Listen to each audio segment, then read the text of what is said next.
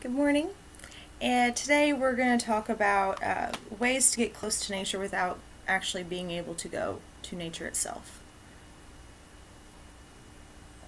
It was brought up in our group yesterday, I believe, that some people are disabled, some people live in the city, and it's not exactly the easiest task, so per se, for them to be able to go out. There are many ways that you can become close to nature whilst in your house, and I am going to share a few of these ways. Some of them are obvious and like, yeah, no crap. But some of them I have actually come up with on my own, even though I can go out into nature. I've had people walk into my home and tell me they feel like they're in the woods because I have so much stuff everywhere. And there's a few of you that can attest to that have seen it. From animals to plants to stones, my apartment's full. So I want to start with the first obvious thing, and that's houseplants. There's this book here. It was published in '83. It's called Houseplants, A Color Guide. I don't know if you can find it, but it's got a legend in it with all these symbols, okay? And there's a few pages of them. But what it does is for each plant, it has on here, like just for example, you can see how this works right here. It has symbols for each plant as far as the watering needed, the light needed, everything, how you should trim it, how you should do this, that. It shows no magical value, but this is just basically how to take care of them. Because if you bring houseplants in and they die, you're most likely going to give up. So you need to know how to take care of them first off. Some plants cannot be grown inside unless you do, like I stated in a previous video, and have a greenhouse type area in your home, which, you need to follow the proper safety precautions, for the lights and the hydroponics and all that type of stuff. So, you could pick houseplants. There's houseplants that flower. There's the Christmas cactus, for example. It is one that flowers usually in the late fall to and in between February. It is a cactus, and cactuses are great. There's a lot of flowering cactuses, and they are so easy to take care of. So there's one you could start with. And then when you go to pot them, here's what I suggest doing. You could just throw them in any pot and dirt. Anyone can do that. Or cactus, for example. You could take and, put the soil underneath, cover the top with some sand and some pebbles. Make it look like the environment it would come from. For certain, hardy, woody plants, have a friend or someone gather some moss for you or go gather some moss. It literally will grow anywhere. And cover the top of the dirt with the moss.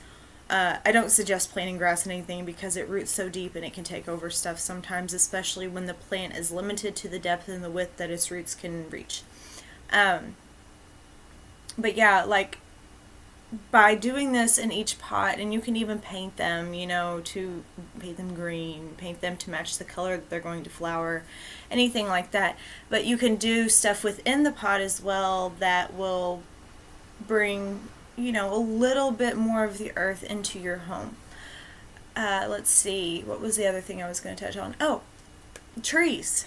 You can have trees in your house. There's a ficus, there's the palm, there's different types of, I can't remember, but it's a big spiky plant. It's this one over here. That little guy. You can bring those in. You can buy them at Home Depot, anywhere like that. And they get relatively big, and it'd be like having trees in your home. Now, in the event you're disabled, which we were talking with one of our brothers this week about this, a lot of places are definitely what you would say handicap friendly. Greenhouses especially, since it's so hard. Walmart and everything has, not saying you can't buy your stuff at Walmart, but I always purchase from greenhouses or grow myself. They are very friendly when it comes to this. There is a very strong possibility that they would deliver to you. Maybe for a small fee or no fee at all. Just be sure you know what you're getting and you know how to take care of it. Make sure you have the adequate sunlight, make sure you have the adequate space, the windows, so on and so forth. just because, you don't want the disheartening experience of getting a plant that you actually like and are excited about and losing it. It's like horrible. So, okay, moving on from the plants. Actually, not moving on from the plants. You can do vegetables indoors too. Herbs, things like that, things that do have these magical qualities that you can use. Something simple as a mason jar, something you can build out of pallets. I've seen them on Pinterest. Just if you go on Pinterest, you're going to be there for hours. Just look up indoor herb gardens or indoor planting or something like that, and you will see all these different ways that you can garden inside. Okay, moving on from that. Stones. I am a hoarder of stones, but they make me feel closer to nature, and they also have their magical qualities. I have stones in literally every room of my home. I'm sure it drives Clint crazy. Maybe not, because he helps me bring them home. So everything from fossils to flint. I mean, crystals in between. They all have magical qualities. Fossils are a great aid in going to do like past life regressions, things like that. And then you have your rose quartz and stuff that is good for so many things, and amethyst, and the things in the quartz family are just really must-haves. And and then there's things like pyrite and everything. And a way to go about this too is whenever you have your plants, like, and you have these fossils, like, you can put them in the plants, like on top of the dirt. I do that too. And then another thing, this is something you may not want to do, are animals. I have a lot of animals for someone who lives in an apartment in town, and I'm sure I will have many more. I have a 3-legged turtle, I have a rabbit, I have a guinea pig, I have 2 dogs, and I have a cat. And like I said, I'll probably acquire more as time goes on. While they require a lot of responsibility and everything, they give you that touch, especially through the winter. I mean, a lot of us experience in the winter withdrawals because we miss being outside so much, and I hate winter. I'm not gonna lie. Do not like it. Don't like the snow. Nah. I stay inside.